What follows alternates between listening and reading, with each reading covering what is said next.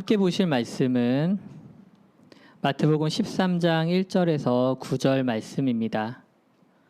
마태복음 13장 1절에서 9절 말씀 다 찾으신 줄 알고 한 목소리로 봉독하겠습니다. 시작. 그날 예수께서 집에서 나가사 바닷가에 앉으심에 큰 무리가 그에게로 모여들거늘 예수께서 배에 올라가 앉으시고 온 무리는 해변에 서 있더니 예수께서 비유로 여러 가지를 그들에게 말씀하여 이르시되 씨를 뿌리는 자가 뿌리러 나가서 뿌릴새 더러는 길가에 떨어짐에 새들이 와서 먹어버렸고 더러는 흙이 얕은 돌밭에 떨어짐에 흙이 깊지 아니하므로 곧 싹이 나오나 해가 돋은 후에 타서 뿌리가 없으므로 말랐고 더러는 가시떨기 위에 떨어짐에 가시가 자라서 기운을 막았고 더러는 좋은 땅에 떨어짐에 어떤 것은 100배 어떤 것은 60배 어떤 것은 30배의 결실을 하였느니라.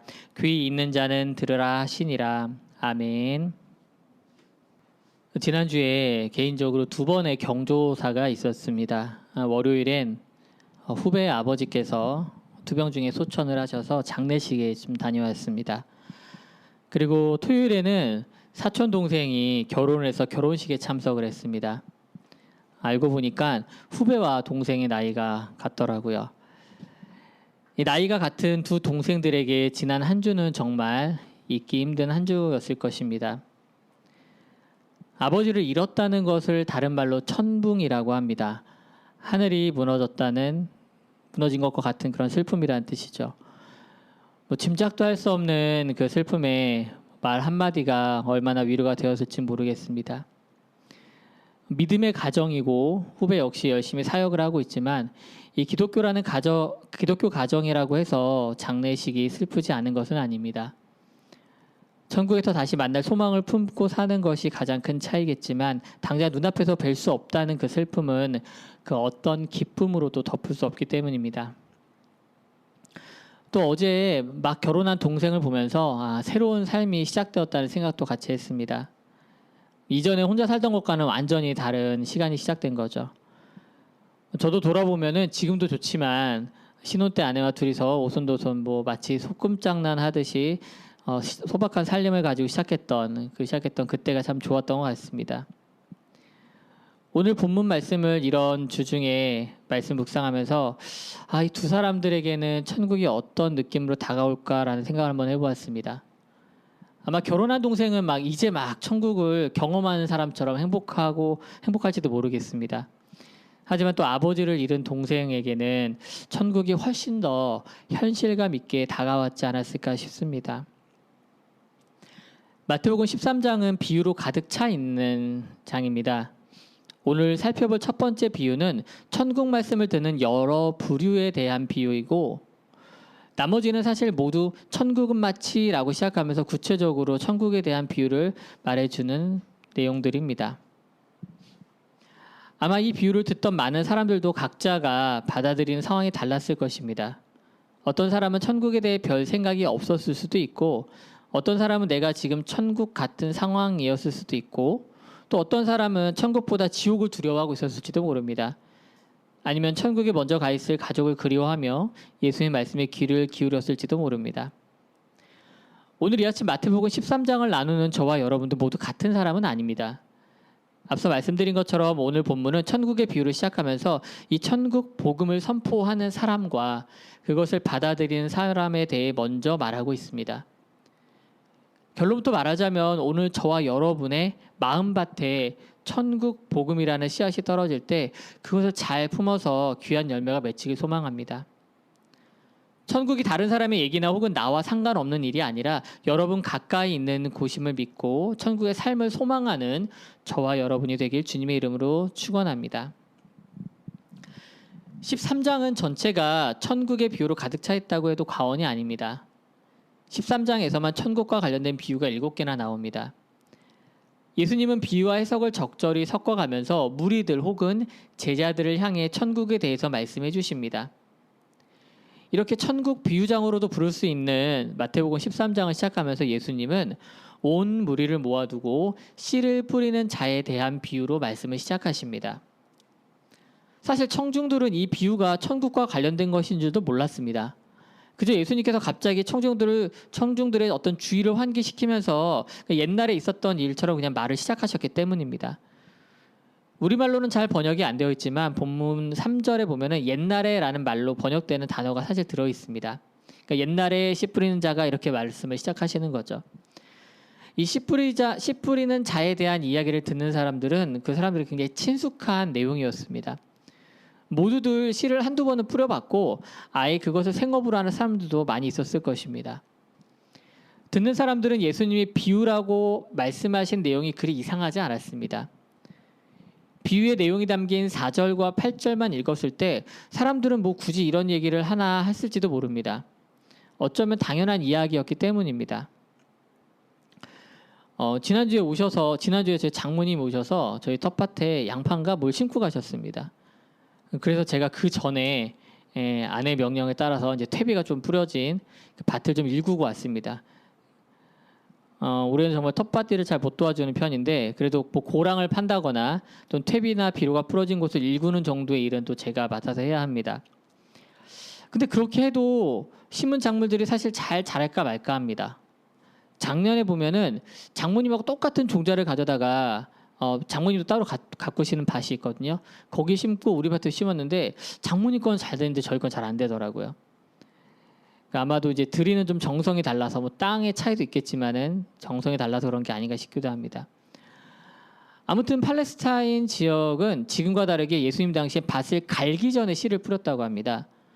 그러니 싹이 돋아나는 모습을 보기 전에는 그 땅의 상태를 정확히 알 수 없었던 거죠. 구획도 잘 안 나누어진 곳에 손으로 씨앗을 흩뿌려 대니까 더 무작위로 뿌려질 수밖에 또 없었습니다. 그러니까 길가에 뿌려지기도 하고 흙이 얕은 돌밭에 떨어지기도 하고 또 어떤 건 뿌리고 났더니 나중에 그 위로 가시떨기가 자라기도 했습니다. 그 와중에 당연히 덜어는 좋은 땅에 떨어지기도 했습니다. 앞선 것들은 당연히 환경이 안 좋으니까 결과도 안 좋을 수밖에 없었습니다. 새들이 와서 먹기도 하고 싹이 나오다 타서 죽기도 하고 또는 가시 때문에 영양분을 다 빼앗기기도 했습니다. 좋은 땅에 떨어진 것은 당연히 좋은 결실을 맺었죠. 사실 비유의 말씀이 이게 다였습니다. 그러니까 듣는 사람들은 무슨 뭐 당연한 얘기를 비유라고 하시는 거야 라고 했을 수도 있습니다. 우리야 그 다음 얘기를 성경을 통해서 알고 있기 때문에 종종 이런 관점을 놓치곤 합니다. 우리는 13장에 들어서기 전에 12장에서 안식일 논쟁을 보았습니다. 또한 바리새인들은 예수를 바알세불의 끈앞풀로 몰아세웠고 심지어는 하나님의 표적을 내 눈앞에서 보여야 믿겠다면서 예수님을 압박하고 조롱하는 장면을 우리는 보았습니다. 그날 예수님은 집에서 나가사 바닷가에 앉으시고 자신에게 몰려드는 큰 무리들에게 이 비유의 말씀을 하시는 겁니다.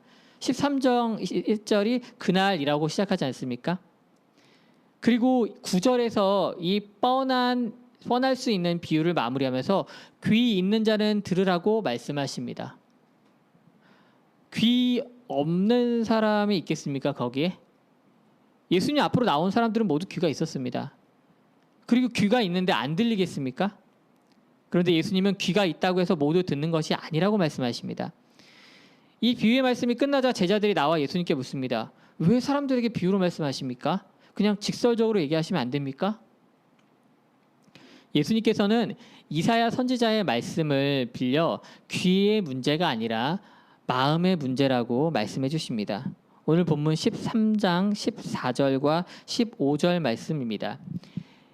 이사야의 예언이 그들에게 이루어졌으니 일렀으되 너희가 듣기는 들어도 깨닫지 못할 것이요 보기는 보아도 알지 못하리라. 이 백성들의 마음이 완악하여져서 그 귀는 듣기에 둔하고 눈은 감았으니 이는 눈으로 보고 귀로 듣고 마음으로 깨달아 돌이켜 내게 고침을 받을까 두려워함이라 하였느니라. 완악해진 마음이 귀를 둔하게 하고 눈을 어둡게 하는 것이었습니다. 그 대표적인 사람들이 바로 바리새인들이었습니다. 그들은 열린 마음으로 예수님을 바라본 것이 아니라 나사렛 촌동네에서 배운 것 없이 자란 예수가 메시아일 리 없다는 그런 마음을 가졌기 때문에 예수에 대한 마음을 닫았던 것입니다. 그들은 예수님의 말씀과 이적에 대해서 듣고 보았지만 인정하지 않았습니다. 믿고 싶지 않았던 거죠. 예수님이 말하니 마음이 완악하여졌다는 것을 원래 구약 이사야 선지자의 선포에는 마음이 둔하여졌다고 나옵니다. 마치 살이 쪄서 아무런 느낌이 없는 것처럼 죄악에 물들어 양심의 감각을 상실한 그런 상태를 의미한다고 원어적으로 얘기하고 있습니다. 로마서 11장에서는 대리석처럼 굳어버린 심령을 이야기할 때 이 우둔해졌다는 말을 사용합니다. 로마서 11장 7절 말씀입니다. 그런즉 어떠하냐? 이스라엘이 구하는 그것을 얻지 못하고 오직 택하심을 입은 자가 얻었고 그 남은 자들은 우둔하여졌느니라. 예수님이 말씀하신 이 씨 뿌리는 자의 비유는 그러한 면에서 그 말씀을 듣고 있는 그 당시 그 사람들에게 사실 일어나고 있는 일이었습니다. 예수님은 열린 공간에서 많은 사람들을 향해 천국 복음을 씨 뿌리셨습니다. 천국 복음이 뿌려지는 자리에 모두 나온 것입니다. 예수님의 말씀은 씨앗이 되어서 각자의 마음밭에 뿌려졌습니다. 예수님께서 누구는 되고 누구는 안 돼. 뭐 너는 바리새인이니까 이 자리에서 나가. 뭐 서기관 율법사들은 듣지 마. 뭐 너희들한테 씨앗 안 뿌릴 거야. 이렇게 말하지 않으셨습니다. 예수님은 천국 복음을 전파하기 위해 오셨고 자신의 일을 완수하십니다. 그런데 천국 복음이 뿌려지는 자리에 나온 사람들의 마음밭은 모두 상태가 달랐습니다. 천국 말씀을 듣고 깨닫지 못한 사람도 있었습니다. 그런 사람은 악한 자가 와서 그 마음에 뿌려진 것을 빼앗아 버립니다. 이 사람을 가리켜 예수님은 길가에 뿌려진 자라고 말씀하십니다. 말씀을 듣고 즉시 기쁨으로 받은 사람도 있었습니다. 그런데 그 속에 뿌리가 없어서 잠시 자라는 것 같아 보였지만 환난과 박해가 일어날 때 결국 넘어지고 말았습니다. 이런 사람들을 가리켜 예수님께서는 돌밭에 뿌려진 자라고 말씀하십니다. 말씀을 들었지만 결실하지 못하는 자들도 있었습니다. 세상의 염려와 재물의 유혹에 말씀이 막혀서 열매까지 내지 못한 것입니다. 이런 사람들을 가리켜 가시떨기에 뿌려진 자라고 말씀하십니다. 모두 다 안타까운 결말을 맞은 것처럼 보입니다. 귀한 천국 복음이 뿌려졌는데 결국엔 모두 제대로 피어내지 못했기 때문입니다. 혹시 이 비유의 말씀을 들을 때 혹시 내 상태는 어디인가라고 찾고 계셨습니까? 그렇다면 찾을 수 없습니다. 예수님은 저와 여러분에게 이 말씀을 하고 계시지 않습니다. 이 말씀은 이미 완악해진 마음으로 예수님 앞에 섰던 무리들 속의 바리새인 서기관들을 향해 하신 말씀입니다. 그렇다면 우리의 포지션은 어디입니까? 오늘 말씀의 전환점은 바로 16절에 있습니다. 13장 16절 말씀입니다. 그러나 너희 눈은 봄으로 너희 귀는 들음으로 복이 있도다. 아멘. 우리의 가장 큰 차이점은 우리는 주님을 보았고 주님의 말씀을 귀로 들었다는 것입니다. 그 증거와 결과가 지금 이 자리에 있는 저와 여러분임을 믿으시기 바랍니다. 앞서 말씀드린 대로 4절에서 9절까지 나오는 비유의 말씀만 들었을 때는 많은 사람들, 특히 바리새인들과 서기관들은 이게 무슨 얘기야? 누구 농사 안 지어봤나? 뭐 농사 지을 줄 몰라서 그래? 뭐 무슨 뻔한 얘기를 하고 있어. 이렇게 생각했을지도 모릅니다. 그러나 예수님을 그리스도로 믿고 따라온 사람들은 천국 복음에 대한 씨앗이 지금 나에게 뿌려지고 있다는 것을 깨달았습니다. 왜냐하면 그간 이미 예수님께서 많은 복음의 씨앗을 뿌려 오셨고 그 결실을 맺은 사람들을 주변에서 보아왔기 때문입니다. 10절부터 제자들에게 하신 주님의 말씀은 마치 연극 뒤편에 있는 스테이지에서 일어난 일과 같습니다. 대중들 앞에서 공연된 연극은 누구나 보고 있습니다. 그런데 대사 한마디, 주인공들의 행동 하나가 가지는 정확한 의미, 그 숨겨져 있는 의미를 모든 사람이 깨닫지는 못합니다. 관심이 없을 수도 있고요. 또는 이해하지 못하는 수준일 수도 있습니다. 어떤 사람은 그 연극 자체가 마음에 안 들었을 수도 있죠. 하지만 그 연극을 기획하고 공연한 창작자와 연출가는 도리어 많은 사람들이 자신의 뜻을 알아주길 원합니다.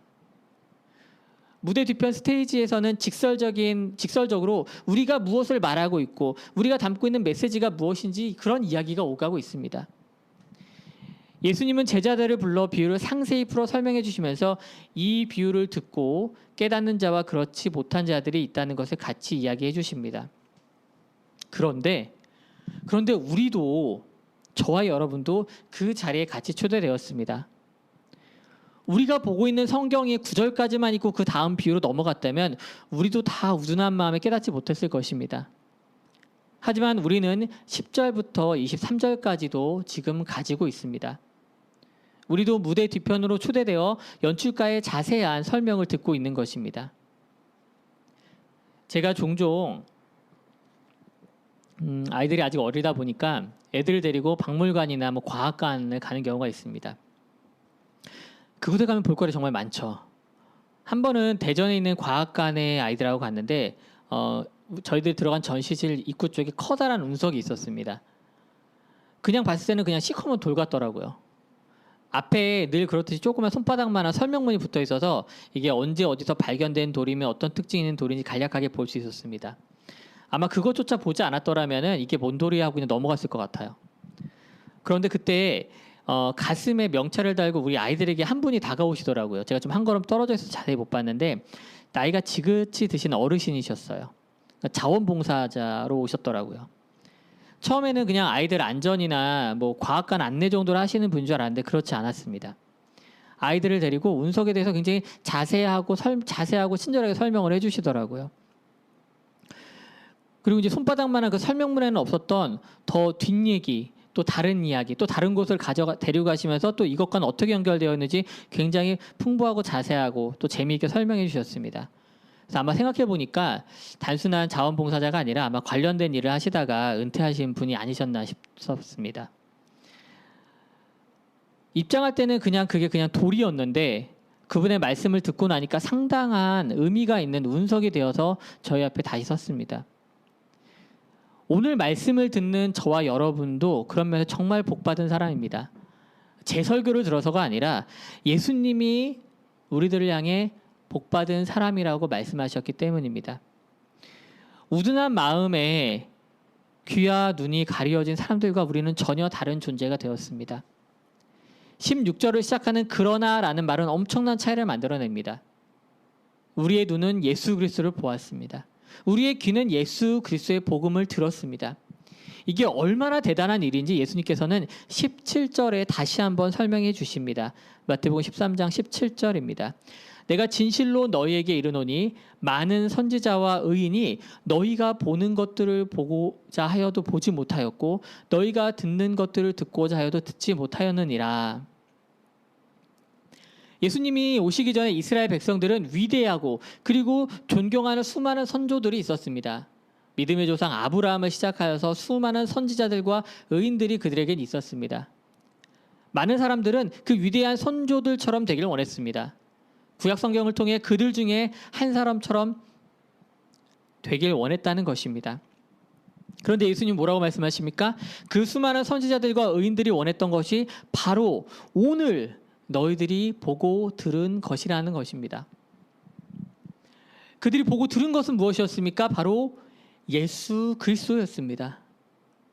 사람들은 예수의 입을 통해 나오는 천국을 듣기를 원했습니다. 예수의 행동을 통해 보이는 천국으로 가는 비밀을 알기 원했습니다. 그러나 예수님께는 천국이 먼 미래가 아니었습니다.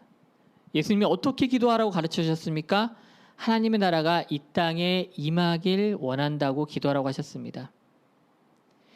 예수를 통해 천국의 신비로움과 비밀스러움이 이제는 우리가 사는 이 땅 이곳에서 구현되어야 한다고 말하고 계신 것입니다.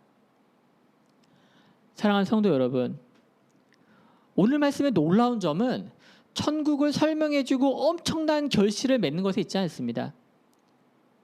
예수님의 손가락은 저 천국을 향해 가리키는 것이 아니라 그 복음을 듣고 만나고 있는 성도된 저와 여러분을 향하고 계심을 믿으시기 바랍니다. 너희들이 지금 복음을 듣고 있다. 너희들이 지금 천국 복음이라는 씨앗을 품었다. 이제 그 열실이 30배, 60배, 100배로 열린다라고 말씀하고 계신 것입니다.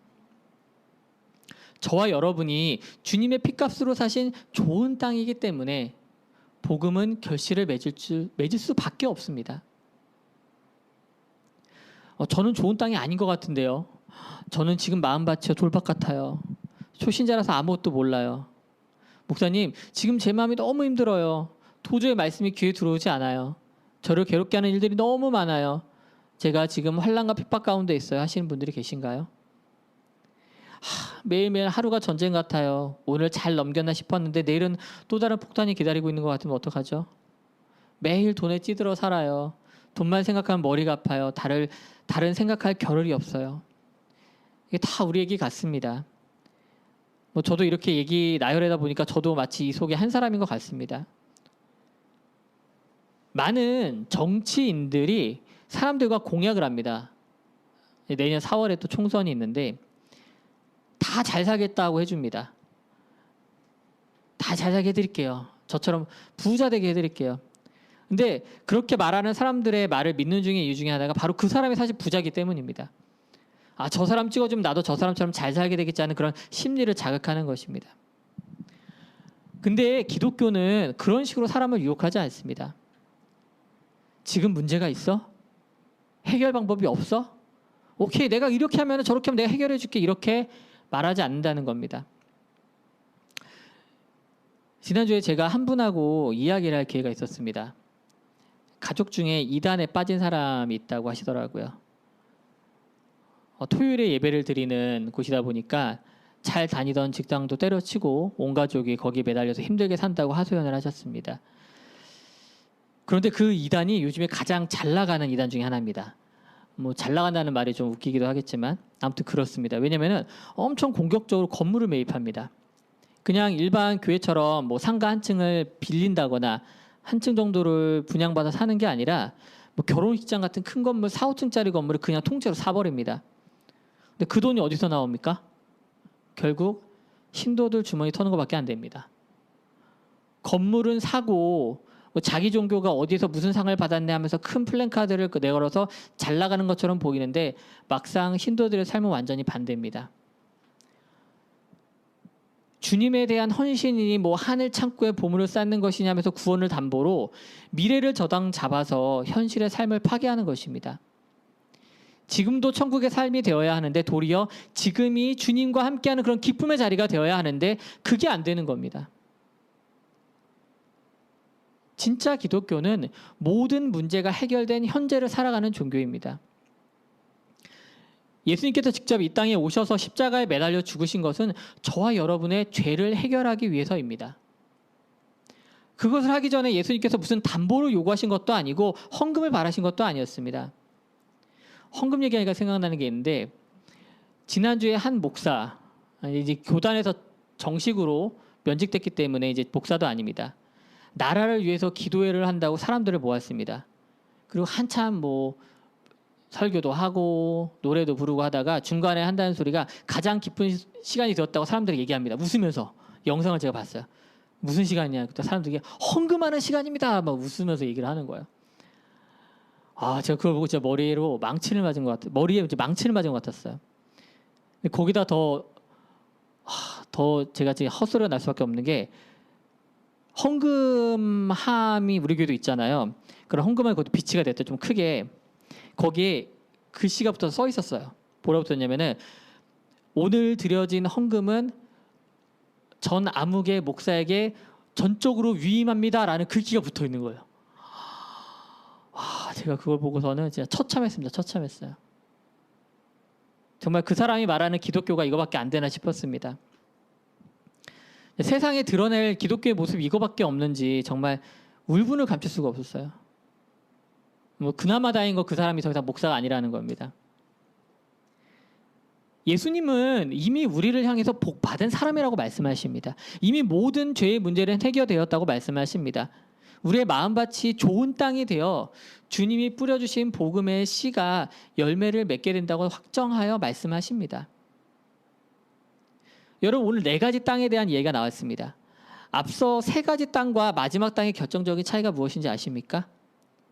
바로 뿌려진 씨앗이 결실을 맺느냐 맺지 못하느냐입니다. 뭐 30배, 60배, 100배도 중요합니다만 그것보다 더 중요한 거는 아예 결실이 없는 밭이 있고 결실이 있는 밭이 있다는 겁니다. 우리도 원래는 결실을 맺을 수 있는 상태의 땅이 아니었습니다. 그런데 하나님께서 그 문제를 해결해 주셨습니다. 주님의 계획 아래 그분의 열심을 통해서 우리가 열매 맺을 수 있는 땅으로 거듭나게 하셨음을 믿으시기 바랍니다. 그 일하심의 결과로 살아가는 믿음이 바로 기독교의 믿음이요. 또 이 믿음이 기독교를 기독교답게, 성도를 성도답게 만드는 줄 믿습니다. 주님은 13장에서 집중적으로 천국에 대해서 말씀해 주십니다. 사람들의 흥미를 끌기 위해 현혹하기 위해서가 아니라 그동안 오해했던 많은 부분들을 바로잡고 하나님 아버지의 나라가 어떠한 것인지 설명해 주시기 위해서입니다. 오늘은 본격적인 천국 복음에 대해서 비유에 대해서 말씀을 하시기 전에 마음밭을 고르게 하고 귀 있는 자들에게 이제 시작하니 잘 들어보라고 말씀하시는 것입니다. 씨를 뿌리는 자는 그 씨가 잘 자라서 열매 맺기를 바라는 심정으로 씨를 뿌립니다. 씨앗에 들어있는 그 소중한 생명이 밖으로 나타나길 기대하는 마음으로 씨앗을 뿌립니다. 오늘 주님께서는 함께 세우는 교회를 통해 여러분의 마음밭에 복음을 뿌리시는 줄 믿으시기 바랍니다. 그리고 그 씨앗이 뿌려진 여러분을 향해 복된 사람이라고 하신 것을 믿고 받아들이기를 원합니다. 앞으로 우리 교회와 성도 여러분 가운데 뿌려질 더 많은 복음의 씨앗과 그 열매를 기대합니다. 결실과 수확의 기쁨이 날마다 삶 속에서 기대되고 또한 구현되길 주님의 이름으로 축원합니다.